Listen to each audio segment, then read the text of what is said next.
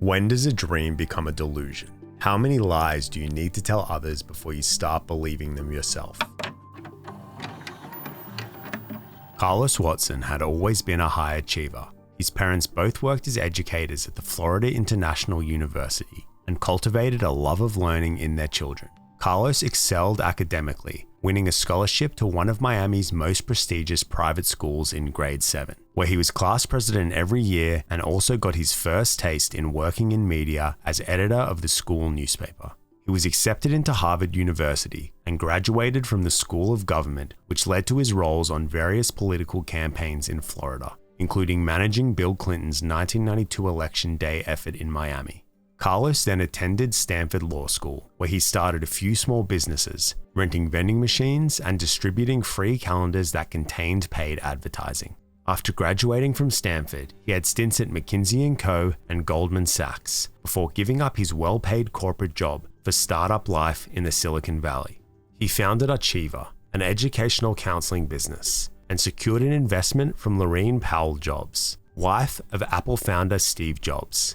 Laurene shared Carlos's passion for education, and in 1997, the two co-founded College Track, a non-profit organization that helped poor students prepare for college. Carlos was also making a name for himself as a political commentator, and by the early 2000s, he was making occasional appearances on the American news networks, CNBC and Fox News, before becoming a regular host on CNN, then on MSNBC. He was a natural on TV, and his profile began to rise. In 2012, Carlos and his former associate from Goldman Sachs, Samir Rayo, partnered up to ride the wave of digital media platforms that were launching all over the internet. This was the era when we first started streaming our entertainment on Netflix and Spotify, BuzzFeed quizzes and Vice docos became inescapable, and we started reading blogs and articles on sites like Mashable, Vox, and Gawker. Carlos and Samir wanted to create their own millennial-targeted content that was different to what was already out there. They wanted to discover the next big things and be the one to launch them. Up-and-coming artists, writers, brands, etc. They wanted the platform to be sophisticated and more political and business-minded too. Carlos and Samir named their company OZY Media after the famous poem by Percy Shelley, Ozymandias, which is generally interpreted as a cautionary tale about big egos and letting power get to one's head. OZY Media needed money to get started, but fortunately, its CEO Carlos had connections in high places and a talent for getting potential investors to believe in his vision. He called OZY, quote, the new and the next, and proclaimed that it would be the Apple or Oprah of digital media. His resume, his experience, his charisma all helped him secure a number of high-profile investors, including billionaire philanthropist Laurene Powell Jobs, co-owner of the Milwaukee Bucks basketball team, Mark Lazary, Google and Facebook angel investor Ron Conway, and German publishing conglomerate Axel Springer. With this cash injection of tens of millions of dollars, Carlos was able to assemble a small team of web developers, writers, and media producers. Their job was to create a library of content prior to OZY going live. Carlos had experience in politics, finance, and as a television broadcaster, but he had never run a newsroom before and had zero actual journalism experience. On top of expecting his staff to write dozens of articles every week, he also wanted to produce podcasts and videos. Eugene Robinson, OZY's former editor-at-large and first ever employee, would later write about the early days leading up to the website's launch. Like many startups, the operation was a bit scrappy. Carlos would pay Eugene with checks out of his personal checkbook. The small team of writers and editors were expected to work long hours, 7 days a week. Eugene even recalled working for 24 hours straight sometimes. Carlos was also prone to fits of rage. He would scream and bang his fists on desks, and regularly threaten to fire people and dock pay. On a business trip to London, Eugene was instructed to book himself into the cheapest hotel he could find. Meanwhile, Carlos stayed with former British Prime Minister Tony Blair. The only thing that kept the team going was the freedom they had to write about almost any story or topic they wanted, as long as it wasn't widely covered in mainstream publications. Carlos embraced offbeat and creative ideas. His main backer, Laurene Powell Jobs, as well as the heads of other cool, successful brands, were always in and out of the office. These high flyers believed in Carlos, so no one else questioned him. Carlos's connections and credibility were legit, so people continued to put up with the working conditions, believing OZY would be able to make a real difference in the world. OZY went live in September 2013 and was an immediate hit, according to Carlos at least. He would track their traffic stats on a whiteboard in the office, and it apparently only took a couple of years for OZY to reach an audience of millions. Even if the numbers seemed a little too high, the staff didn't have any doubts, mostly because they were too busy to be questioning if their boss was lying about the stats, but also because he was bringing in some pretty impressive media partners like National Geographic, The New York Times, and Wired. He also had his own segment on an NPR show. Carlos was also regularly invited to speak at universities and seminars. He continued to act as the public face of OZY Media, but behind the closed doors of the office, staff were hating their lives. Carlos and Samir's demands were difficult to meet, and so the staff turnover rate was very high. One of Carlos's assistants quit after just 1 week.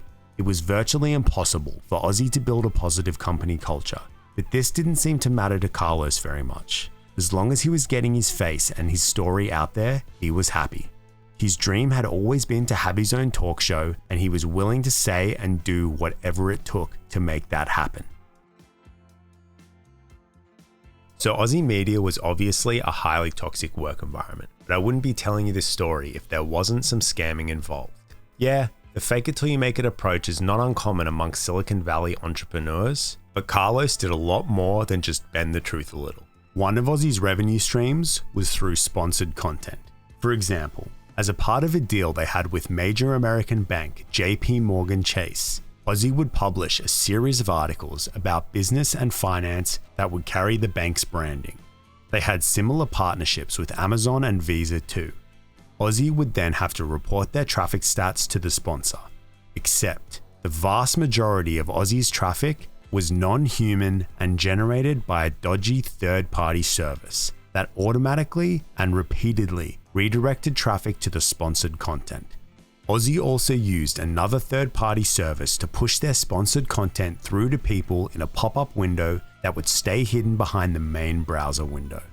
OZY would then report the illegitimate traffic stats to their sponsors as real organic views. In 2017, BuzzFeed News exposed OZY as well as a slew of other prominent digital publications for this practice that violated ad industry standards and could be considered fraud. OZY managed to brush it off without too much incident, but after they stopped using the third-party traffic redirection services, their stats fell significantly. In 2016, OZY expanded into events and launched the annual OZY Fest in New York City. It was described as TED Talks meets Coachella meets South by Southwest. Every year, it would boast a somewhat random lineup of famous figures, from politicians Hillary Clinton, Joe Biden, and Jeb Bush, to comedians Michael Che and Michelle Wolf, musicians Jason Derulo and Passion Pit, and other familiar faces like Mark Cuban, A-Rod, Martha Stewart, Malcolm Gladwell, and Dr. Oz. Told you, it was random. These celebrities would convene on stage and discuss the future of XYZ topics, while various food trucks and other vendors would sell their overpriced goods, and at the end of the day, there would be musical performances. OZY Fest was just another revenue stream and another way for Carlos Watson to align himself with famous people. Carlos claimed OZY Fest drew a sold-out crowd of 20,000 people, even though the venue, Central Park's Rumsey Playfield, had a capacity limit of 5,000 people. According to a former employee, OZY had discounted tickets heavily to the point of giving them away for free, and still could only muster up a crowd of just 2,000 people. In 2017, Ozzy Osbourne and his wife Sharon Osbourne sued OZY Fest for trademark infringement, claiming that OZY Fest and its branding were too similar to their heavy metal music festival, Ozzfest. They ended up settling, and Carlos said on a CNBC morning program, "Fun fact, our friend Ozzy and Sharon sued us briefly. Did they? And then we decided to be friends, and now they're investors in Ozzy." It's spelled differently. Oh, they're investors now. Now they're investors, are part of the family. In 2018, the OZY Fest promos teased a special mystery headliner. But when it was time for their appearance on the day, they dropped out at the last minute with no explanation, and it was never revealed who it was. In 2019, OZY Fest was going to be bigger and better than ever. It was announced in May that it would be moving to the much larger venue of Central Park's Great Lawn and would be welcoming 100,000 attendees.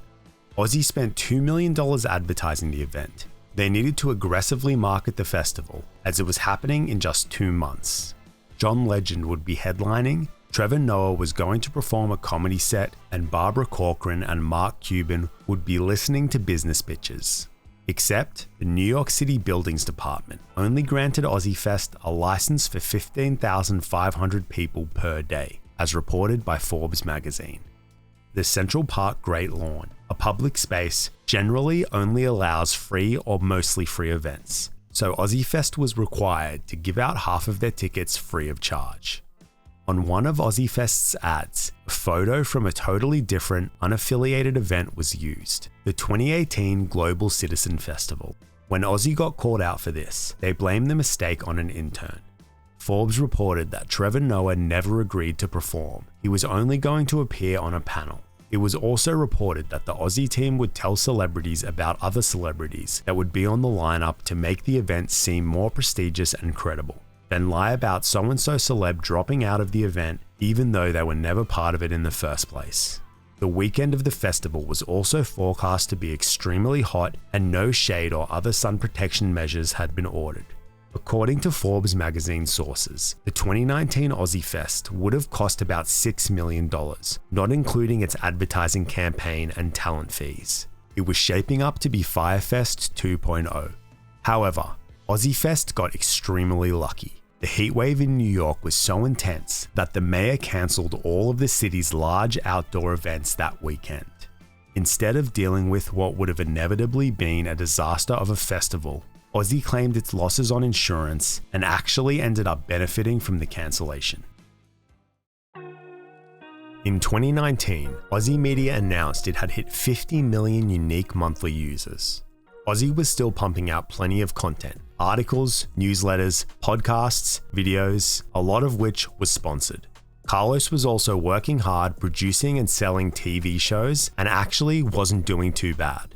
He signed a multi-million-dollar deal with the public broadcaster PBS. In 2016, he hosted the documentary series The Contenders. In 2017, he hosted a discussion and debate show called Third Rail with OZY. And in 2018, he produced a documentary series called Breaking Big. In 2019, Carlos hosted the Hulu original Defining Moments with OZY. Then, owned Spotlight, Black Women Own the Conversation on the Oprah Winfrey Network, which won an Emmy for Outstanding News Discussion and Analysis. He was collecting TV credits left, right, and center, but Carlos wasn't really the star of any of these programs. Carlos burned through the company's funds in just a few years producing all those shows. His old friend Lorene Powell Jobs had stopped investing and stepped down from the board in 2019, so he needed a fresh injection of money to continue making his shows. In December 2019, Carlos was in the middle of negotiating a second season of one of his shows with an unnamed cable TV network, and was also in the middle of securing a bank loan.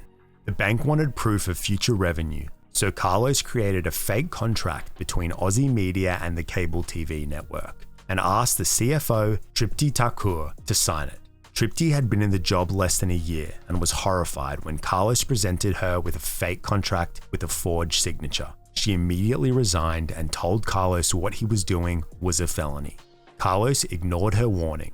When the bank asked to speak directly with the TV network, Samir Rayo created a fake email address with the name of the real network executive and sent emails back and forth with the bank. In mid-2020, OZY Media launched The Carlos Watson Show.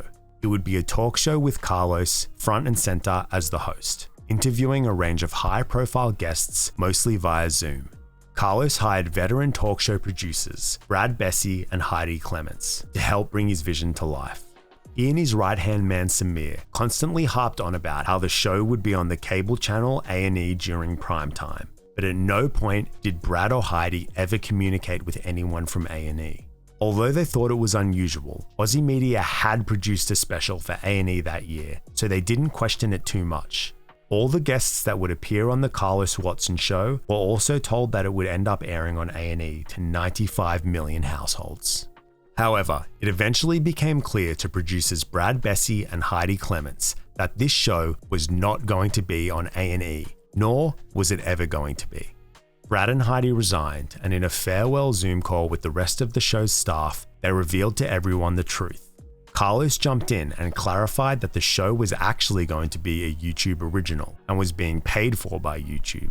After that Zoom call, Carlos constantly reiterated to the people working on the show that it had been sold to YouTube. But of course, it had not. The episodes were uploaded to YouTube like any video, but was certainly not produced in conjunction with YouTube. It was just such a weird lie to maintain, seeing as anybody could go onto YouTube and see very clearly that it was not a YouTube original. Then there was the show's marketing campaign. Billboards, posters, bus ads, and print ads went up across Los Angeles and New York City. All of them featured incorrectly attributed quotes. This ad that called Carlos Anderson Cooper meets Oprah was apparently from the LA Times, except it wasn't the words from a review. It was from an ad OZY ran on the LA Times website. This quote, attributed to Deadline, calling Carlos the best interviewer on TV, was actually said by none other than OZY COO Samir Rayo, who was quoted in a Deadline article. It gets worse. According to this ad, Good Morning America referred to the Carlos Watson show as the fastest growing talk show in YouTube history. This is how it was said. Now the fastest, do I have this right, the fastest growing talk show in YouTube history. How are you pulling this off? What's the formula? The host was repeating back to Carlos his own words.